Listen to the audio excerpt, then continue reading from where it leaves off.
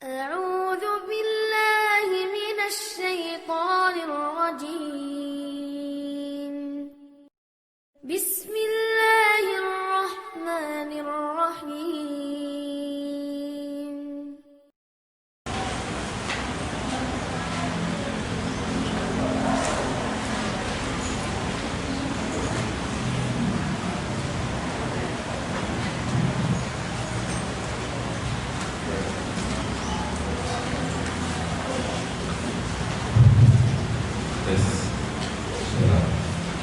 Assalamualaikum warahmatullahi wabarakatuh.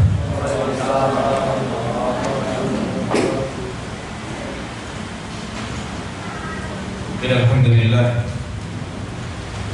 nahmaduhu wa nasta'inuhu wa nastaghfiruh wa na'udzu billahi min shururi anfusina wa min sayyiati a'malina may yahdihillahu fala mudilla lahu wa may yudlil fala hadiya lahu. Asyhadu an la ilaha illallah wahdahu la syarika lahu wa asyhadu anna Muhammadan 'abduhu wa rasuluhu la nabiyya ba'dahu. Allahumma shalli ala Muhammad wa ala ali Muhammad.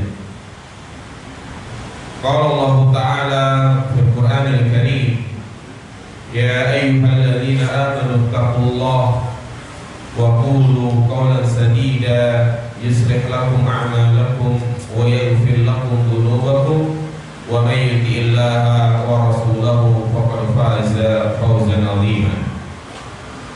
Wa qala an-nabiy sallallahu alaihi wasallam, fa inna asdaqal hadisi kitabullah wa khairal hadi hadi Muhammadin sallallahu alaihi wasallam wa syarrul umuri muhdatsatuha fa inna kulla muhdatsatin bid'ah wa inna kulla bid'atin dhalalah wa kulla dhalalatin finnar.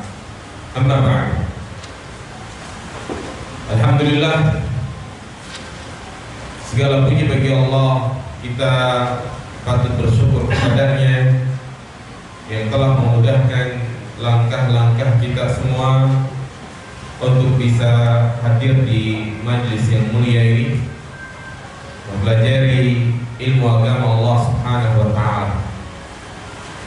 Seperti biasa di majlis ini, Sabtu ba'da asar pekan yang pertama dan yang ketiga, kita membahas kitab Tauhid yang dikarang oleh Syekh Muhammad bin Abdul Wahab. Mungkin jemaah bisa agak maju agar yang datang terlambat bisa datang.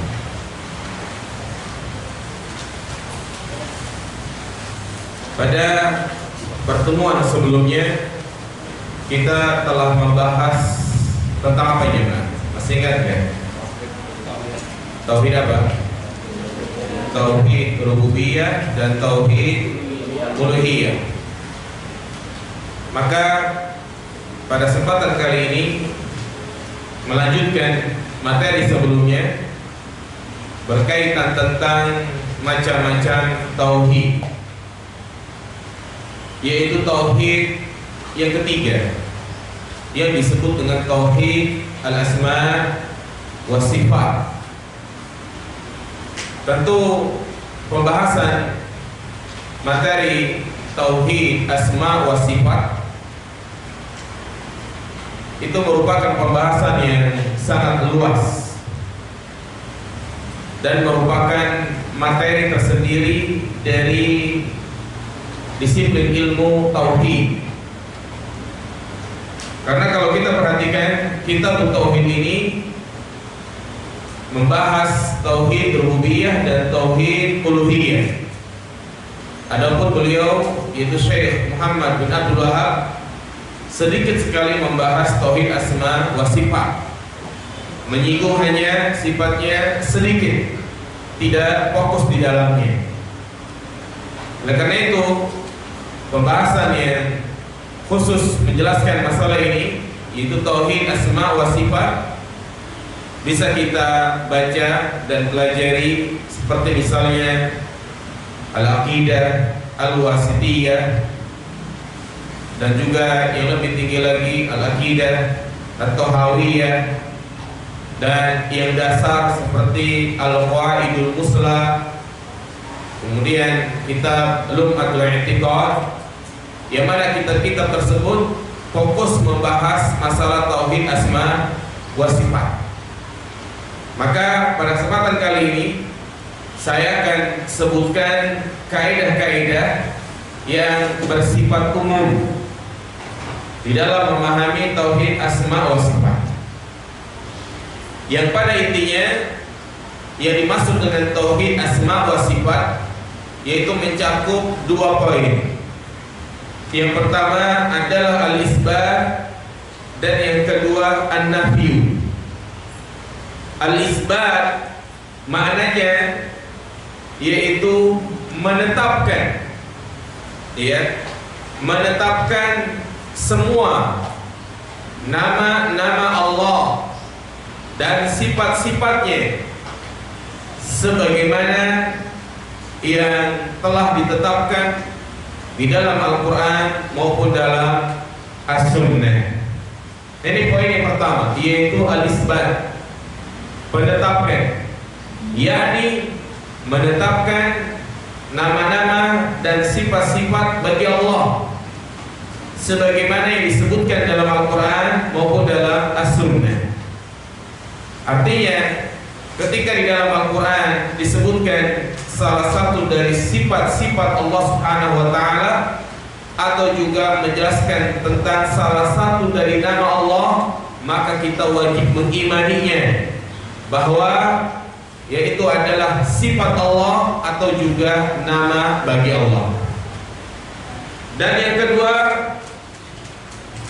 tauhid asma wa sifat bermakna juga an-nafyu, yaitu menafikan, ya, menafikan sifat-sifat bagi Allah, mentiadakan sifat-sifat bagi Allah yang telah dinafikan di dalam Al-Quran maupun di dalam As-Sunnah. Ketika sifat, ya, ada sebuah sifat yang itu dinafikan di dalam Al-Quran maupun dalam As-Sunnah bagi Allah, maka kita wajib juga menafikan. Seperti misalnya sifat yang dinafikan bagi Allah adalah zulm, zalim, maka kita wajib menafikan. Sebagaimana Allah katakan, wa ma rabbuka bidzalamin lil 'abid, tidaklah Rabbmu menzalimi hambanya. Berarti kita wajib menafikan sifat apa? Zalim bagi Allah. Ya. Kemudian jamaah dirahmati Allah Subhanahu wa Ta'ala, di dalam memahami tauhid asma wa sifat, kita perlu kaidah-kaidah, rumus-rumus yang berkaitan dengan hal tersebut agar mudah untuk memahaminya. Oleh karena itu kita akan sebutkan sekitar ada 6 atau ada 7 kaidah-kaidah di dalam memahami nama-nama dan sifat-sifat Allah Subhanahu wa Ta'ala. Yang 6 kaidah ini kita simpulkan dan kita sarikan dari kitab Qawaidul Muslah, kitab Lum'atul I'tiqad, dan kitab-kitab lainnya yang khusus membahas masalah tauhid asma wa sifat. Iya.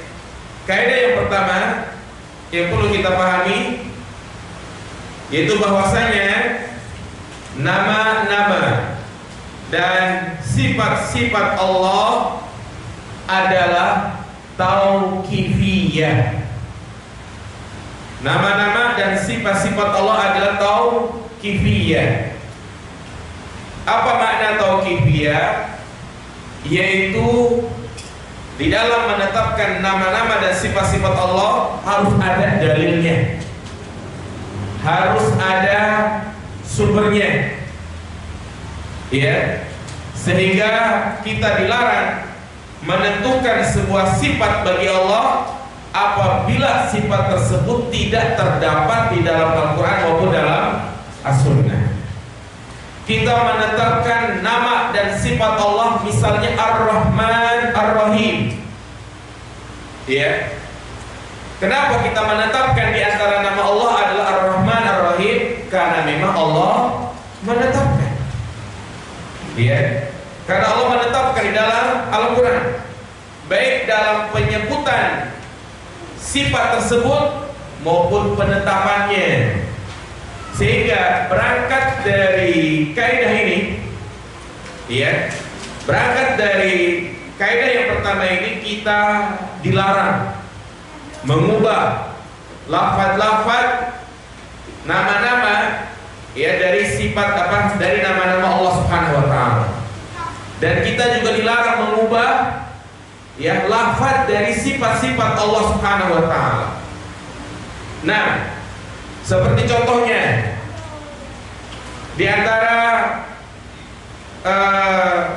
sifat Allah Subhanahu wa taala adalah huwal awwalu wal akhir. Allah sebutkan dalam Al-Qur'an, huwal awwalu wal akhiru wal zahiru wal batinu. Dialah Allah yang pertama dan yang terakhir. Ya. Nah, di sini ada kalimat huwal awwalu wal akhir. Kita menetapkan nama dan sifat Allah adalah al-awwal wal akhir. Kenapa kita tetapkan? Karena itu ada dalilnya, ada sumbernya. Dan kita tidak boleh mengganti sifat Allah al-akhiru dengan lafaz yang lain. Sebagaimana orang-orang Asy'ariyah mengganti kalimat al-akhiru dengan apa? Kekal. Dengan kidam. Kalau yang pernah belajar sifat 20, wujud, kidam, baqo, mukhalafatul hawadisi. Nah, ini penamaan sifat bagi Allah, wujud, kidam, baqo. Ya, kidam ini kan nama, ya, nama sifat. Adakah di dalam Al-Quran, ya, nama tersebut dengan kalimat kidam? Ternyata tidak ada. Sehingga keliru kalau Allah disifati dengan sifat kidam, maksudnya dari sisi lafadznya. Kalau kita ingin memaknai Allah itu kekal, tidak diakhiri dengan kematian, tidak disudahi dengan tidak ada, maka kita katakan dengan kalimat apa? Al-akhiru huwal awwalu wal akhir. Enggak boleh kita ubah dengan kalimat al-kidam. Iya. Atau juga contoh kalimat al-ulu, ketinggian Allah Subhanahu wa taala. Itu mereka ganti dengan kalimat al-jihad. Ya, jelas. Ini sama saja berbicara kepada Allah, berbicara tentang Allah tanpa didasari dengan dalil. Ini kaidah yang pertama. Apa kaidah pertamanya, Mas? Nama-nama dan sifat-sifat Allah itu sifatnya apa? Tauqifiyah. Apa arti tauqifiyah? Harus ada dalilnya, baik dari Al-Quran maupun dari As-Sunnah. Sehingga mereka, orang-orang yang menetapkan sifat bagi Allah yang tidak ada dalilnya, atau yang merubah nama-nama dan sifat-sifat Allah dari lafaz aslinya, itu sama saja berkata tentang Allah tanpa didasari dengan ilmu. Sehingga termasuk ke dalam firman Allah Subhanahu wa taala dalam surat Al-A'raf ayat 33, qul innama harrama rabbiyal fawahisha ma dhahara minha wa ma batan wal ithma wal baghy bighairi haqq wa an tusyriku billahi ma lam yunzil bihi sultana wa an taqulu 'ala Allahi ma la ta'lamun. Katakanlah bahwasanya Rabbku mengharamkan berbagai macam perbuatan keji, baik yang nampak maupun yang tersembunyi. Apa di antara bentuk perbuatan keji, perbuatan maksiat? Antaqulu 'ala Allahi ma la ta'lamun. Itu kau berkata tentang Allah tanpa didasari dengan ilmu. Dan juga orang yang merubah kalimat-kalimat seperti ini termasuk ke dalam firman Allah Subhanahu wa taala surat Al-Isra ayat 36, "Wala taqfu ma laisa laka bihi ilm." Janganlah engkau mengucapkan sesuatu perkataan tanpa didasari dengan ilmu. Dan ini merupakan salah satu bisikan syaitan, salah satu godaan syaitan, di mana syaitan memasang perangkap bagaimana agar manusia itu berkata tentang Allah tanpa ilmu. Apa kata Allah Subhanahu wa taala? Bahwasanya syaitan innama ya'murukum bis-su'i wal fahsya wa an taqulu 'ala Allahi ma la ta'lamun. Surat Al-Baqarah ayat 168. Bahwasanya syaitan itu memerintahkan kalian untuk melakukan kejelekan, keburukan, dan berkata tentang Allah tanpa ilmu. Ini kaidah yang pertama. Kaidah yang kedua,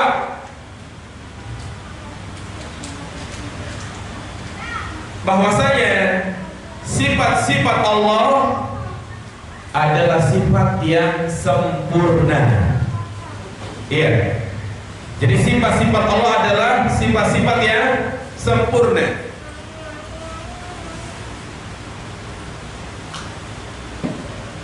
Sempurna di atas kesempurnaan. Iya. Artinya sifat-sifat Allah tidak ada yang kurang, tidak ada yang cacat, dan tidak ada juga yang kurang sempurna. Ya. Jadi sifat-sifat Allah itu bukan hanya tidak ada yang cacat, tidak ada yang kurang, tapi tidak ada yang apa? Kurang sempurna. Makanya kalau kita perhatikan sifat-sifat Allah semuanya itu menggunakan siyagul mubalaghah. Apa itu siyagul mubalaghah? Yang memiliki arti lebih, yang memiliki arti sangat. Contoh, kalau kalimat akilun itu artinya orang yang makan. Tapi kalau sudah menggunakan kalimat akalun, orang yang suka makan, orang yang suka ngemil. Ya. Alimun, orang yang berilmu. Tapi kalau sudah alimun, artinya maha mengetahui. Makanya perhatikan lafaz-lafaz dari sifat-sifat Allah menggunakan siyagul mubalaghah. Ar-Rahman, Ar-Rahim, Al-Ghafur, Al-Ghaffar, Ar-Razzaq, mengikuti wazan fa'al yang artinya maha. Sehingga kurang tepat kalau kita terjemahkan Allah memberi rizki, Allah pengampun, Allah mengetahui, kurang. Tetapi yang tepat kita katakan Allah maha memberi rizki. Sebagaimana Allah sebutkan dalam surat An-Nahl ayat 60, walillahil masalul a'la wa huwal azizul hakim. Dialah Allah yang memiliki sifat-sifat yang tinggi, ya, sifat-sifat yang sempurna. Nah, inilah yang membedakan antara sifat Allah dengan sifat semua makhluk, yang mana semua makhluk sifatnya itu lemah, kurang, bahkan tidak ada yang sempurna. Ya. Makanya Allah sebutkan dalam surat Maryam ayat 42, di mana Nabi Ibrahim berkata kepada bapaknya, yang mana bapaknya itu menyembah Tuhan selain Allah, menyembah benda-benda langit. Ibrahim mengatakan, ya abati lima ta'budu ma la yasma' wa la yubsir wa la yughni anka syai'a. Wahai ayahku, kenapa engkau menyembah sesuatu yang tidak bisa mendengar, sesuatu yang tidak bisa melihat, dan sesuatu yang tidak bisa memberikan pertolongan?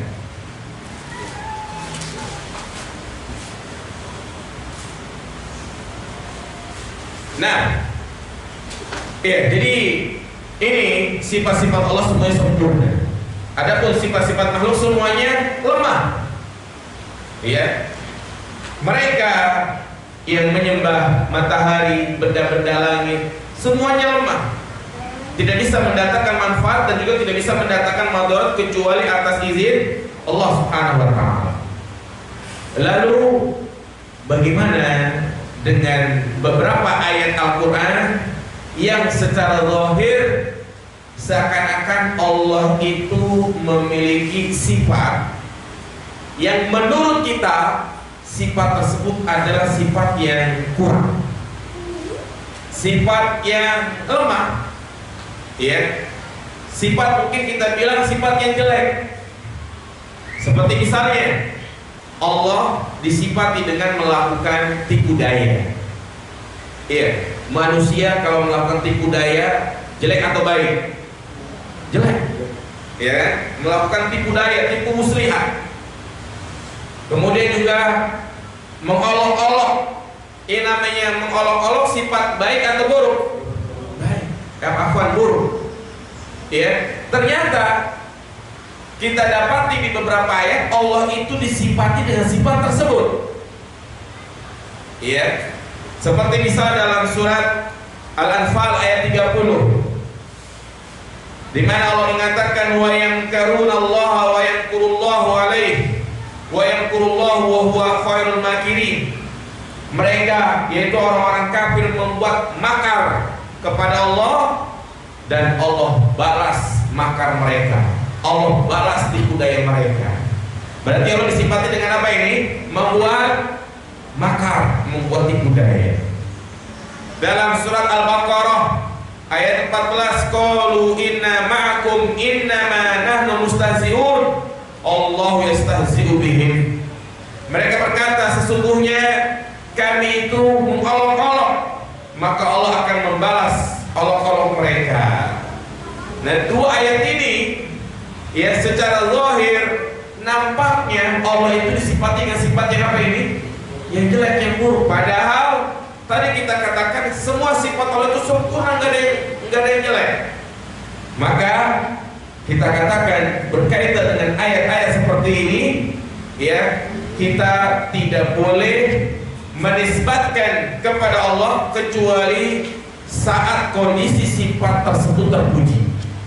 Sekali lagi, kita tidak boleh menisbatkan sifat-sifat tersebut kepada Allah kecuali pada kondisi sifat tersebut terpuji.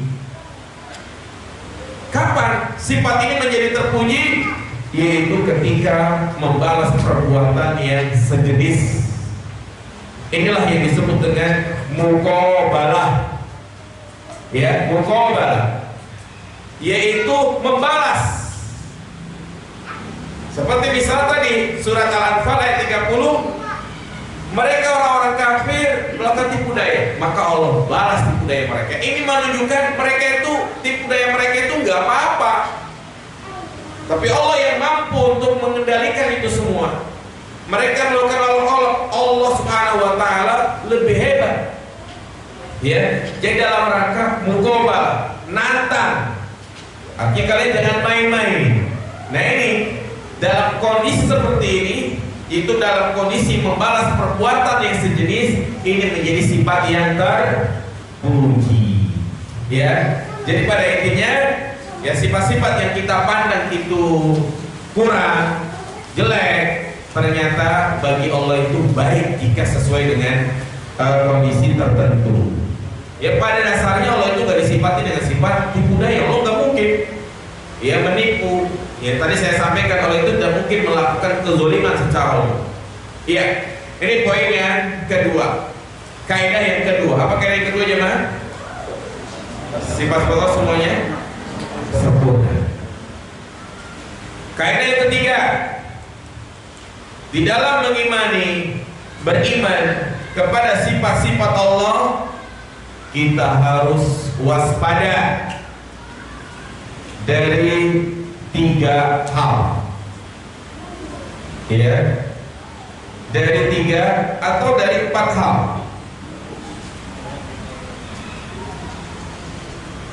Nah, iya, dari 4 hal. Apa 4 hal ini? Yang 4 hal ini membuat orang itu menyimpang. Yang pertama, ta'til. Ta'til. Ta'til artinya menafikan. Iya, menafikan.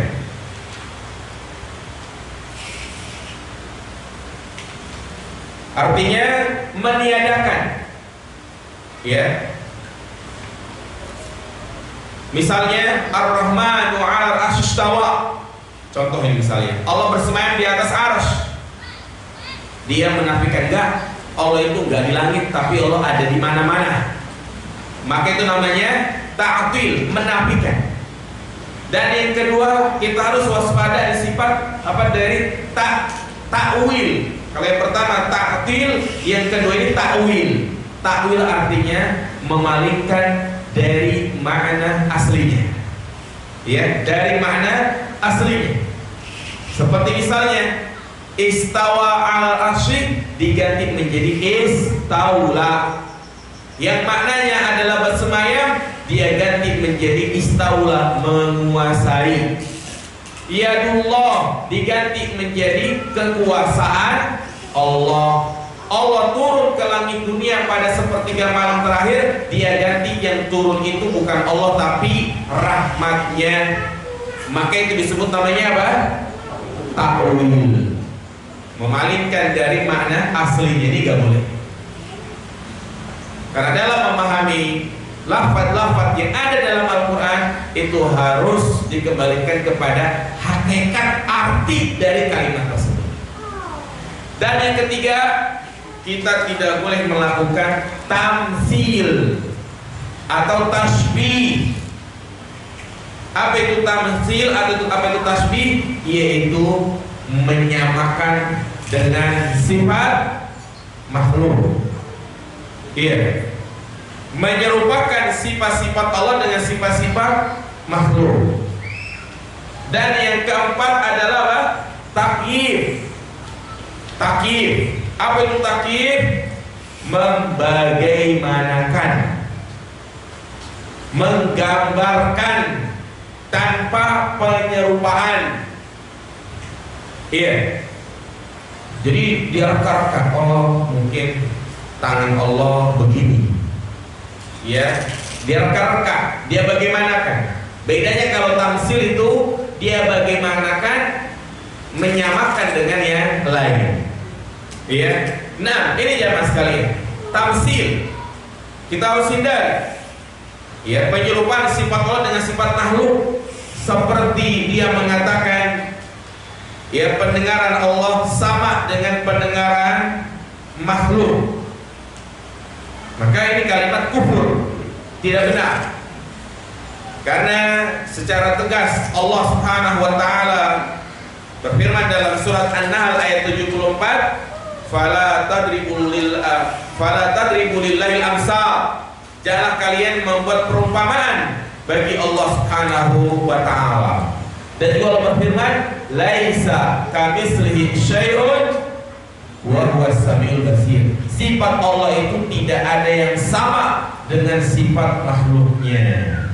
Makanya Al-Imam Al-Baghawi ketika menafsirkan ayat ini, bahwasanya ayat ini mengandung dua makna, yaitu di mana Allah Subhanahu wa taala tidak menyerupai dengan sesuatu, dan yang kedua tidak ada sesuatu apapun yang menyerupai Allah Subhanahu wa taala. Paham ya?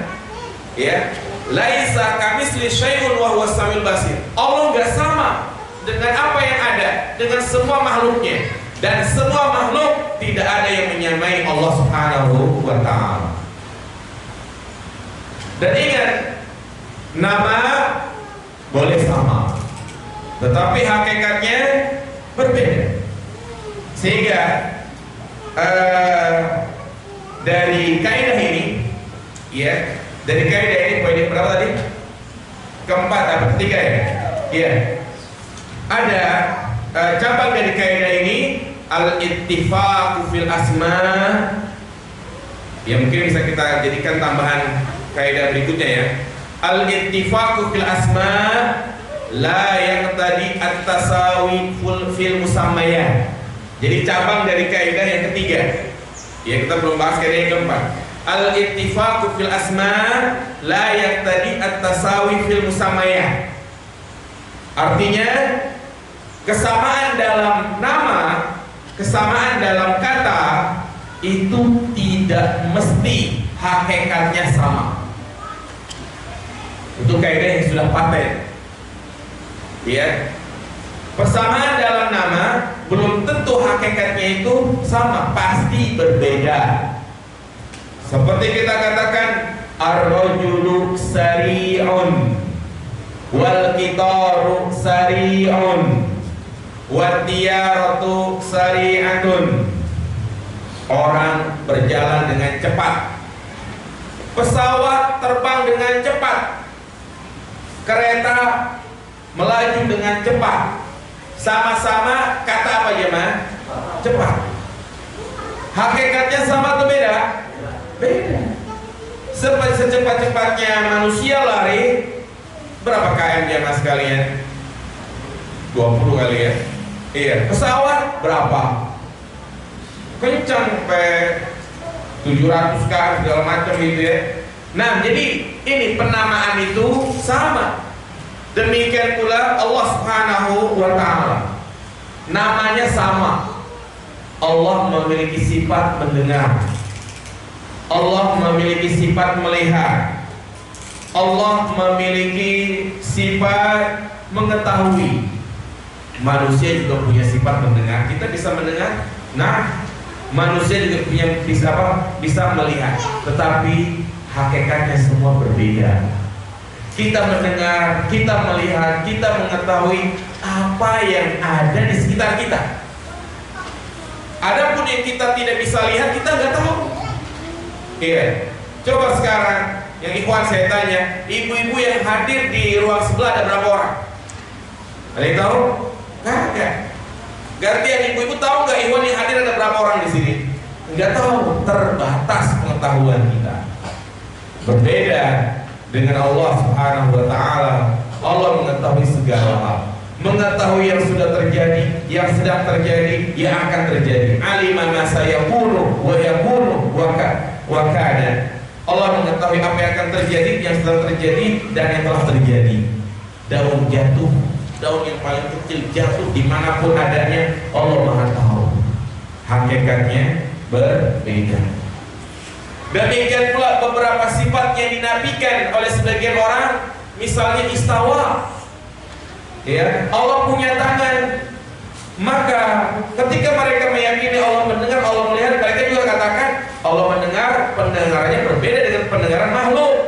Demikian pula Allah punya tangan. Apa sih salahnya kita katakan Allah punya tangan, cuma tangannya itu beda dengan tangan makhluk? Sama aja. Ya, sifatnya sama-sama punya tangan. Nah, jangankan antara Allah dan makhluk, ya tadi antar makhluk sendiri itu berbeda. Yang sering saya sampaikan itu contoh misalnya sayap, ya kan? Namanya sama, sayap nyamuk, sayap burung, sama nggak? Beda, ya kan? Sama-sama kita bilang sayap, ya kan? Ya, kuping, ada kuping manusia, ada kuping gajah. Kuping manusia kecil, kuping gajah enak dimakan, ya kan? Bahkan nama kuping gajah juga beda, ya kan? Ada kuping gajah yang enak dimakan, ada kuping gajah beneran yang gede gitu, yang lebar. Ya, nasi kucing. Tahu nasi kucing? Doyan nggak nasi kucing? Namanya sama, tapi hakikatnya berbeda. Ya, nasi kucing orang yang jual di pinggir jalan itu kan ada ceker, kepala, ya kan? Itu nasi kucing. Bukan nasi kucing yang dimaksud adalah nasi bekas kucing. Nah, ini namanya sama, tapi hakikatnya berbeda. Ya, sehingga ini kaidah yang sangat penting. Kita harus menghindari 4 poin. Apa yang pertama tadi?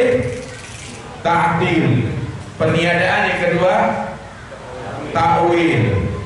Dan yang ketiga, tamsil. Dan yang keempat adalah takyif.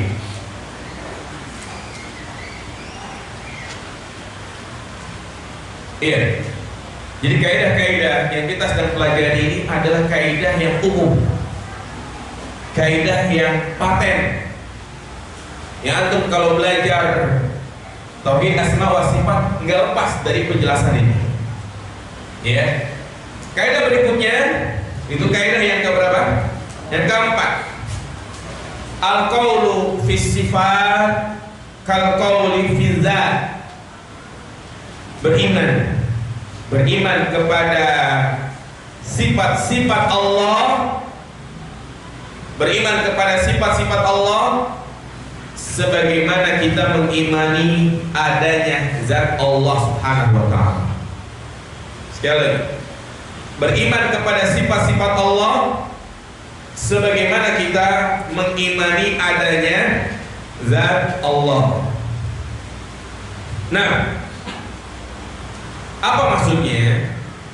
Ya, beriman kepada sifat-sifat Allah sebagaimana kita mengimani adanya zat Allah, sebagaimana kita tidak bisa melihat zat Allah. Ya kan? Kita nggak bisa melihat zat Allah, maka kita juga tidak bisa menggambarkan sifat-sifat Allah Subhanahu wa taala. Sebagaimana kita nggak pernah bertemu dengan Allah, tapi selalu disebut nama Allah dan kita yakini Allah itu ada. Demikian pula kita juga tidak bisa menggambarkan tentang sifat-sifat Allah Subhanahu wa taala. Sehingga dari sini, ya, kewajiban kita, perhatikan ini, berkaitan dengan kaidah yang keempat ini, di mana kewajiban kita hanyalah mengimani sifat-sifat tersebut tanpa disuruh untuk mengetahui hakikatnya. Ya.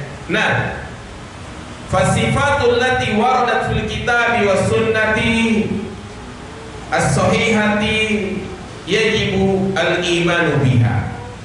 Maka semua sifat-sifat atau nama-nama yang disebutkan dalam Al-Quran maupun dalam As-Sunnah As-Sahihah, maka kita hanya wajib mengimani saja. Kita tidak diwajibkan untuk mengetahui apa? Hakikatnya. Dan tidak tahunya kita tentang hakikat sifat tersebut tidak mengurangi keimanan kita kepada Allah, tapi justru itu merupakan kesempurnaan iman kita kepada Allah Subhanahu wa taala. Mudah sebenarnya, ya, seperti keimanan kita tentang keberadaan Allah di langit, ya sudah, kita wajib mengimani Allah itu ada di langit. Iman, yakin, tidak ada keraguan-raguan.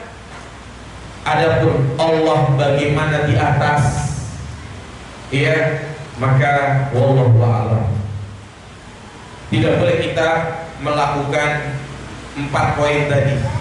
Nggak boleh kita mentakwil atau menyerupakan semayamnya Allah dengan makhluk.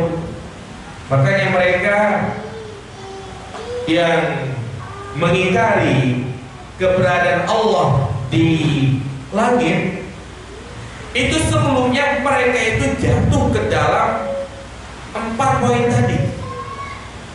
Ya, mereka mengingkari keberadaan Allah di langit karena mereka mendahului dengan 4 poin tadi. Imma dia tamsil, menyerupakan Allah dengan makhluk, sehingga mereka menafikan.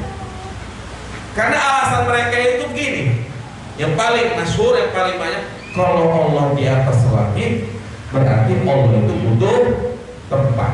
Kalau Allah butuh tempat, berarti sama dong dengan manusia. Manusia juga butuh tempat. Berarti sifat makhluk itu membutuhkan tempat. Masa Allah dikatakan butuh tempat? Nah, ini kan berawal dari apa ini? Tamsil. Coba kalau kita hilangkan pikiran-pikiran seperti itu, maka nggak ada istilahnya kita menafikan. Ya, kita itu adalah makhluk yang terkecil. Ya, kita hanya tahu apa yang ada di sekitar kita. Seperti misalnya, contoh kita tinggal di Indonesia, ya kan? Ya udah, yang kita tahu apa yang ada di negeri kita. Kita nggak tahu negara-negara luar, negara-negara barat, bagaimana keadaan Jepang, Cina, karena kita nggak pernah ke sana. Itulah manusia, pengetahuannya terbatas. Itu saja yang masih ada di bumi, apalagi pengetahuan tentang apa yang ada di langit. Allah itu maha besar, yang tidak bisa digambarkan, yang tidak bisa diserupakan dengan makhluk. Dan tentunya ya poin ini juga berkaitan dengan al-imanu bil ghaib, beriman kepada hal-hal yang sifatnya ghaib. Kita mengimani tentang adanya azab kubur, adanya malaikat munkar dan nakir, di mana kita akan ditanya di alam kubur. Udah, kewajiban kita hanya apa? Mengimani. Kita nggak perlu tahu bagaimana wajah malaikat munkar dan nakir. Kita nggak perlu tahu bagaimana kondisi alam barzah, alam kubur. Kalau pengen tahu, ngapain dulu? Mati dulu. Ya, seperti itu jamaah sekalian. Udah, kita hanya al-imanu bihi, beriman kepadanya. Ya, jangan sampai kita mentakwil atau mentaktil. Kemudian yang ke berapa? Yang kelima, al-qawlu fi ba'di sifat kal qawli fi ba'dil akhar. Iya, dalam beriman kepada sebagian sifat-sifat Allah, dalam beriman kepada sebagian sifat-sifat Allah adalah sebagaimana kita mengimani sifat-sifat lainnya. Iya, dalam beriman kepada sebagian sifat-sifat Allah adalah sebagaimana kita mengimani sifat-sifat lainnya, tanpa membedakan dari sifat tersebut. Iya, pokoknya semua sifat yang Allah sebutkan dalam Al-Quran, udah, kita nggak boleh apa? Membeda-bedakan. Seperti Allah sebutkan tentang namanya Asmaul Husna yang biasa ada itu dalam awal Al-Quran, itu ada berapa itu yang disebutkan? 99. Dan itu selain nama-nama Allah juga sifat-sifatnya. Udah, kita menyikapi semuanya sama, tidak boleh membeda-bedakan.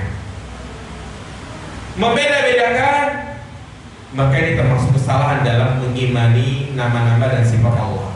Maka ini termasuk bentuk kekufuran. Dan ini termasuk pekerjaannya orang-orang Yahudi. Apa kata Allah tentang mereka dalam surat Al-Baqarah ayat 85? Afatu'minuna bi ba'dil kitab wa takfuruna bi ba'd. Ya. Di mana orang-orang Yahudi itu dikatakan oleh Nabi SAW, kalian beriman kepada sebagian kitab tetapi mengkufuri sebagian yang lain. Itulah kerjaan orang-orang Yahudi. Mereka hanya mengikuti apa yang menjadi keinginan mereka, apa yang sesuai dengan hawa nafsu mereka. Nah, demikian pula orang-orang yang menetapkan sebagian sifat dan mengingkari sebagian sifat. Kenapa? Karena berkaitan dengan poin ini, ya, berkaitan dengan poin ini, di mana manusia terbagi menjadi beberapa macam.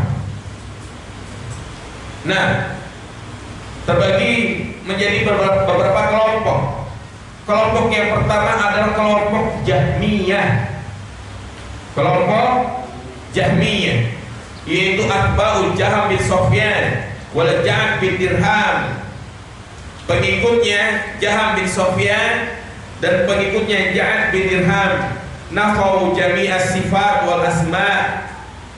Ya, di mana kelompok yang pertama ini yaitu kelompok Jahmiyah, mereka mengingkari semua nama-nama dan sifat-sifat Allah Subhanahu wa taala.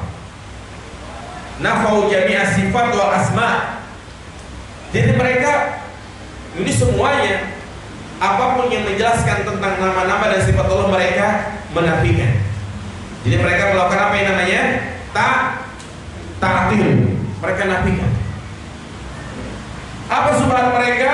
Subhat mereka at-tanzih fi syibhil makhluqin. mereka dalam rangka untuk mensucikan Allah dari penyerupan kepada makhluk. Ya, ini kelompok yang paling parah. Kalau Allah disifati dengan Ar-Rahman, kalau Allah dinamakan dengan Ar-Rahman, berarti sama dengan makhluk. Makhluk juga cuma punya sifat Ar-Rahman, kasih sayang. Ya. Kalau Allah disifati dengan rasa cinta, sama dengan makhluk. Makhluk itu punya rasa apa? Cinta, sehingga mereka tidak tanggung-tanggung menafikan nama dan apa? Sifat. Ini kelompok yang pertama. Kelompok yang kedua itu kelompok Mu'tazilah. Kelompok Mu'tazilah, atba'u Wasil bin Atha, pengikutnya Wasil bin Atha. Ya. Dinamakan Mu'tazilah itu berasal dari kata i'tazala ya'tazilu, di mana dia memisahkan diri.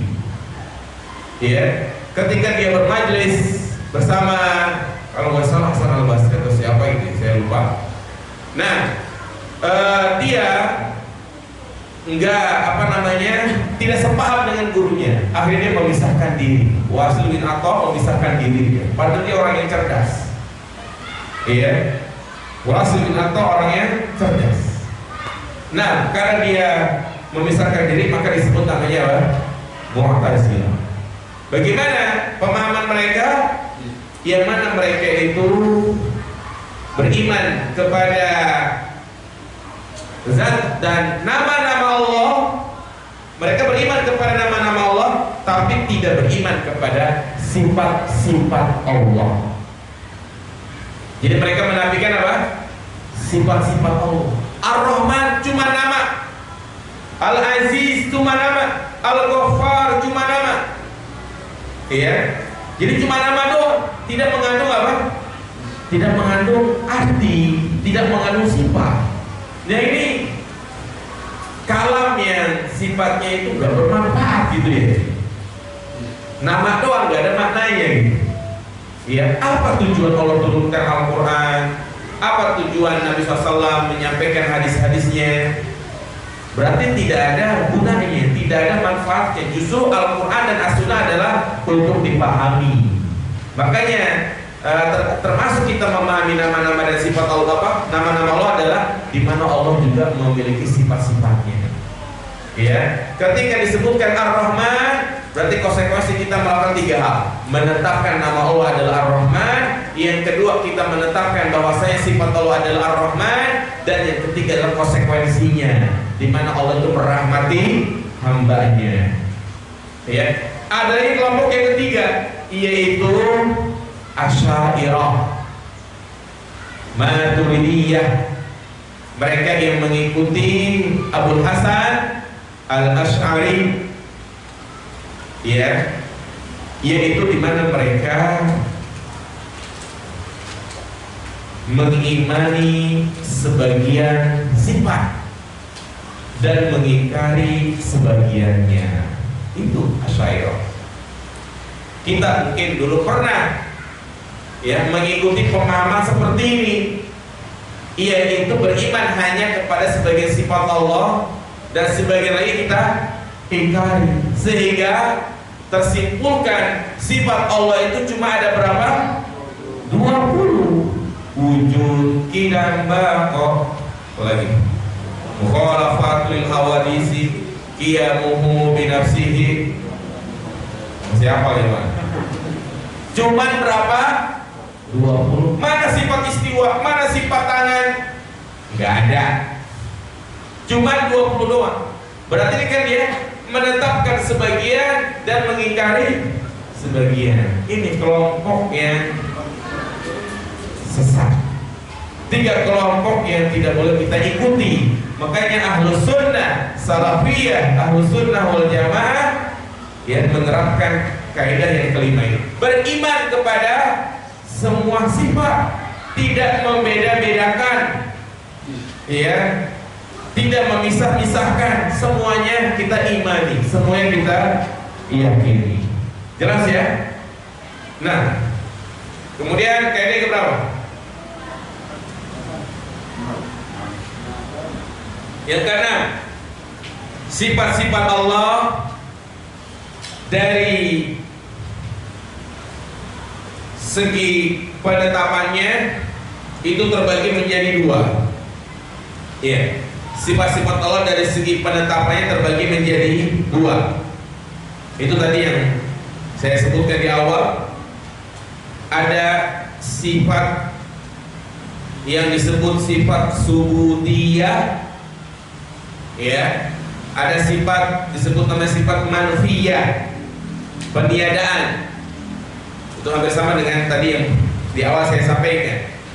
Sifat subutiyah seperti banyak dalam Al-Quran dikatakan, ya qul huwallahu ahad, Allahus somad. Ya, Allah adalah tempat bersandar. Huwallahu alladzi, ya, al-malikul quddusus salamul mu'minul muhaiminul azizul jabbarul mutakabbir. Dalam surat apa itu? Hah? Nah, jadi itu adalah penetapan. Ya, penetapan sifat-sifat Allah Subhanahu wa taala. Iya. Ada juga penafian seperti Allahu la ilaha illa huwal hayyul qayyum. Terus apa? La ta'khudhuhu sinatu wa la naum. Allah itu tidak ngantuk dan juga tidak tidur. Berarti kita wajib menafikan, ya, sifat ngantuk dan sifat tidur bagi Allah. Lam yalid wa lam yulad. Allah tidak beranak dan juga tidak diperanakan. Berarti ini sifat manfiyah. Wa tawakkal 'alal hayyil ladzi la yamut. Dalam surat Al-Furqan ayat 58, bertawakallah kepada zat yang maha hidup dan zat yang bukan mati. Ini sifat mati, sifat ngantuk, sifat tidur, sifat beranak, diperanakan. Ini adalah sifat-sifat yang mustahil bagi Allah, manfi. Dan ingat, kita belum cukup. Perhatikan, kita belum cukup dikatakan kita beriman kepada tauhid asma wa sifat kalau hanya menafikan saja, tapi kita harus menetapkan lawannya. Ketika kita menafikan sifat ngantuk dan sifat itu bagi Allah, berarti kita menetapkan lawannya. Apa itu? Al-Hayy, Al-Qayyum, zat yang maha hidup. Ya. Ketika kita menafikan sifat lam yalid wa lam yulad, berarti kita katakan Allahu as-somad. Makanya sifat-sifat yang dinafikan itu pasti kesudahannya disebutkan sifat yang menetapkan. Karena belum dikatakan pujian kalau orang itu hanya menafikan sifat. Seperti misalnya, ya, seorang suami memuji istrinya dengan mengatakan kamu enggak jelek, kamu enggak pelit, ya. Ini belum dikatakan pujian. Tetapi dikatakan pujian itu ketika kita menetapkan lawannya. Kamu enggak pelit tapi dermawan. Kamu enggak jelek tapi cantik. Ya, seperti itu jemaah sekalian. Ya. Kemudian yang ketujuh, yang terakhir dari kaidah ini, kita cukupkan poin yang ketujuh. Sifat-sifat Allah, kalau tadi kan dari sisi penetapannya, ya. Kalau yang ketujuh ini sifat-sifat Allah dari segi keberadaan, dari sisi keberadaannya, ya, terbagi menjadi dua. Nah, sifat-sifat Allah dari segi keberadaannya terbagi menjadi dua. Ada sifat zatiyah dan ada sifat fi'liyah. Ya, ada sifat zatiyah dan ada sifat fi'liyah. Apa itu sifat zatiyah? Sifat zatiyah adalah sifat yang selalu ada, tidak pernah terhenti, selalu ada pada zat Allah, ya, dan tidak berhubungan dengan masyiah Allah Subhanahu wa taala. Gak mungkin Allah terpisahkan dari sifat ini. Sifat ilmu, mendengar, ya, as-sama, al-qudrat, ya, al-ulu. Jadi ini adalah sifat-sifat yang zatiyah, nggak mungkin tidak ada bagi Allah. Paham jemaah? Adapun yang kedua ada sifat fi'liyah. Apa itu sifat fi'liyah? Yaitu sifat yang berhubungan dengan masyiah Allah Subhanahu wa taala, yang berhubungan dengan kehendak Allah Subhanahu wa taala. Ya, apabila Allah berkehendak, maka Allah kerjakan sifat tersebut. Ya, seperti sifat apa? Turun, nuzul ke langit dunia. Allah sebutkan hanya kapan? Di sepertiga malam terakhir. Ya sudah, kita wajib menetapkan seperti itu. Ya. Nah, maka sifat tersebut berlangsung pada zat Allah kadangkala saja pada saat Allah berkehendak. Bahkan ada juga para ulama yang ketiga mengatakan ada sifat zatiyah dan ada sifat fi'liyah, yaitu namanya sifat kalam. Ya, kalam, terjadi kalam Allah adalah fi'liyah, sedangkan Allah sendiri dikatakan adalah memiliki sifat al-kalam. Ya, jadi itu jamaah sekalian 7 kaidah berkaitan dengan asma wa sifat yang saya harap antum semua memahaminya. Ini adalah kaidah-kaidah yang sangat dasar, ya, berkaitan tentang tauhid asma wa sifat. Kita ulangi lagi. Yang pertama apa jemaah? Apa jemaah? Yang ketiga.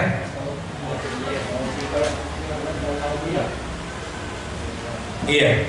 Sifat-sifat Allah semuanya apa tahu? Kifiyah. Nah, kemudian yang kedua apa? Sifat-sifat Allah semuanya sempurna. Kalau ada yang bertanya bagaimana dengan sifat bagi Allah al-makar, tipu daya, mengolok-olok, gimana jawabnya? Yaitu ya hanya sifatnya untuk membalas perbuatan yang sejenis, muqabalah. Kemudian yang ketiga apa? Iya, mengimani sifat-sifat Allah itu kita harus waspada dari berapa hal tadi? 4. Apa yang pertama? Ta'til. Apa artinya ta'til? Menafikan. Yang kedua, ta'wil. Apa artinya ta'wil? Memalingkan. Yang ketiga, tamsil. Yang keempat, takyif. Kemudian kaidah yang keempat apa? Beriman kepada sifat-sifat Allah sebagaimana kita mengimani adanya zat Allah, yaitu dimana kita hanya wajib apa? Mengimani saja tanpa mencari tahu tentang hakikatnya, dan kita tidak mengetahui hakikatnya tidak mengurangi keimanan kita kepada Allah. Yang kelima,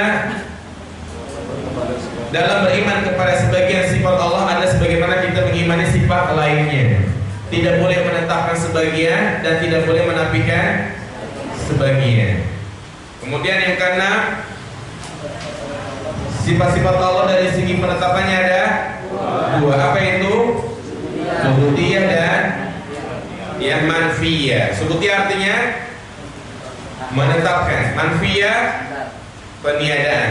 Yang ketujuh, sifat Allah dari sisi keberadaannya ada berapa? Ada 2, yaitu sifat zatiyah dan fi'liyah. Itu kaidah-kaidah yang sangat mendasar, ya. Insyaallah pada pertemuan berikutnya kita masuk ke bab yang pertama tentang hakikat tauhid. Nah, sampai di sini barangkali ada ikhwan akhwat yang ingin bertanya, silakan. Betul.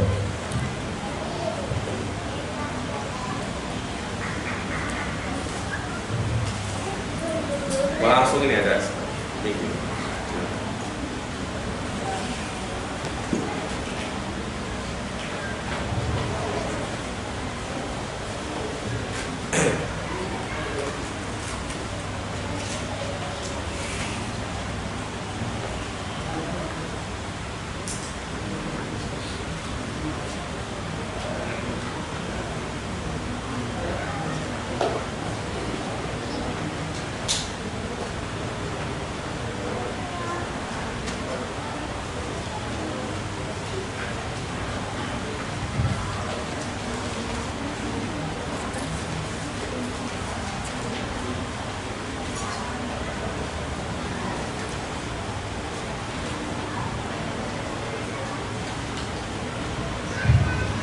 Ibu pertanyaan?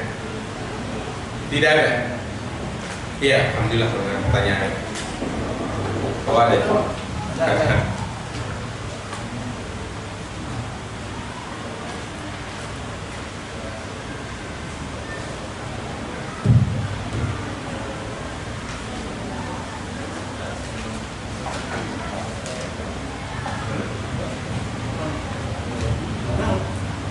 Sila pertanyaan, ketika sholat kita lupa melafazkan yang bukan termasuk rukunnya, apakah sholat kita batal karena tidak sengaja? Seharusnya salam, tapi dibaca Allahu Akbar. Iya. Jadi kalau itu dia, ini kan rukun ya, rukun. Ketika dia misalnya nengok ke kanan, Allahu Akbar, astagfirullah, udah dua tuh kan, Allahu Akbar sama apa? Astagfirullah. Ketika dia ingat saat itu, maka dia langsung rubah, ya, assalamualaikum. Nah, apakah dia harus sujud sahwi? Iya, dia sujud sahwi setelah dia salam yang kedua. Jadi dia tidak batal sholatnya ya, karena dalam kondisi dia tidak sengaja. Ana ikut liqa atau berkelompok yang dibahas memang dalil Al-Quran, tapi ana merasa setelah liqa tidak membekas di hati. Berbeda dengan kalau ana ikut kajian sunnah di liqa, seperti gurunya hanya memindahkan yang sebelumnya murabi dapat sebelumnya di kajian. Menurut Ustaz, apakah perlu dihindari liqa tersebut? Tanpa Ustaz, mereka meyakini bahwa liqa tersebut sunnah. Dan anak pernah bertanya tentang manhaj salaf, murabi bilang iya, bagus, tapi bukan salafiyah. Ya ngapain liqa kayak begitu ya? Apalagi materinya nggak jelas, ya, apalagi berbau politik, ya, dan mengarah kepada hizbi. Juga gurunya tidak jelas pendidikannya di mana. Nah, maka hindari. Ya, apalagi kalau ternyata dalam majlis tersebut campur baur antara laki-laki dan perempuan, sehingga yang dicari bukan ilmu tapi cari jodoh. Ya, gak perlu kita ikut liqa-liqa seperti itu. Ya, cukup kita menghadiri kajian-kajian ilmu yang disampaikan oleh asatidzah yang jelas manhajnya, akidahnya, ya. Jadi bukan berarti kita itu mengajak untuk fanatik, tidak. Kita tidak mengajak untuk melakukan hizbi, tidak, jangan sekalian. Jadi demi menjaga manhaj kita, demi menjaga hati kita. Karena ada sebagian orang yang punya prinsip itu dalam beragama seperti lalat. Ya, manhaj lalat. Apa itu manhaj lalat? Di sana nemplok, di sini nemplok. Ketika ditanya kenapa kamu hadir di sana, kan sudah jelas akidahnya sesat. Saya mah ambilnya yang baik-baik aja. Ya. Ceramah-ceramah di YouTube, ustaz-ustaz di YouTube, semuanya dia dengerin. Ya, mau ustaz yang kadang kalau ceramahnya nyanyi, mau ustaznya punya dia dengerin. Kenapa? Dia beralasan saya mah ambil baiknya saja. Ya, ini manhaj yang dalam beragama yang salah. Kenapa saya sampaikan salah? Karena dia nggak punya filter. Ya. Filter ini penting. Filter itu adalah bekal. Kadang dia sendiri belum bisa baca Al-Quran, dan juga ya boro-boro kitab gundul, kitab-kitab yang gondrong aja, ya nggak bisa baca, nggak terdetok tajwidnya, udah bisa ngomong saya mah ambil baiknya aja, ya. Nah ini keliru Mas. Ya, khawatir kena syubhat.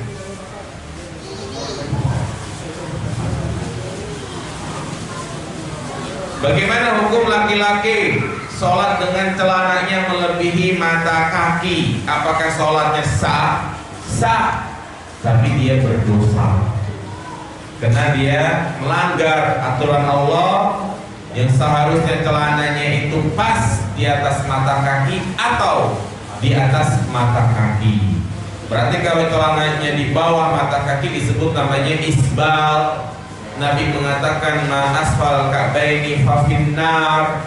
Celana yang menjulurkan, orang yang menjulurkan celananya di bawah mata kaki, maka tempatnya di mana? Di neraka. Allah tidak akan melihat dia, Allah tidak akan memberikan tazkiyah kepada dia. Bahaya. Jangan dianggap sepele masalah isbal. Jangan kita menganggap masa si Allah menjamlat gara-gara celana doang. Tidak, jemaah sekalian, justru inilah bentuk taat yang sempurna, ya. Nah, jadi itu jemaah sekalian. Cukup ya materi untuk kali ini.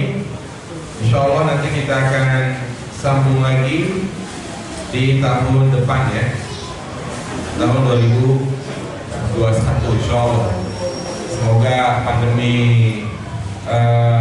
lekas berlalu dan mohon jemaah sekalian tetap patuhi protokol kesehatan, pakai masker, dan antum jangan dengerin ustadz-ustadz kiai-kiai yang mengatakan bahwasanya corona itu konspirasi. Ini statement yang gak benar jemaah sekalian. Ya, ini statement yang menyesatkan. Nyata jemaah sekalian, corona itu nyata. Jadi kita jangan juga berlebih-lebihan, jangan pula meremehkan. Ya, itu yang saya alami sendiri. Banyak sahabat-sahabat teman-teman saya, bahkan ada tiga DKM masjid yang biasa menghubungi saya, yang biasa WA saya, konfirmasi kajian, meninggal semua karena corona. Ya, nyata ya mas. Jadi kita harus hati-hati. Ya, ada yang mengatakan nanti setelah pemilu Amerika selesai corona, mana? Tetap ada ya. Ya, jadi ya memang ada, tapi ya kadang ada yang menunggangi politis segala macam, itu ada. Ya, tetap kita patuhi protokol kesehatan ya, dan nggak apa-apa untuk saat ini kita nggak salaman dulu ya, karena ya khawatir saja, nggak masalah, cukup kita mengucapkan assalamualaikum. Demikian, subhanallahumma wa bihamdika, asyhadu an la ilaha illa anta, astaghfiruka wa atubu ilaik. Assalamualaikum warahmatullahi wabarakatuh.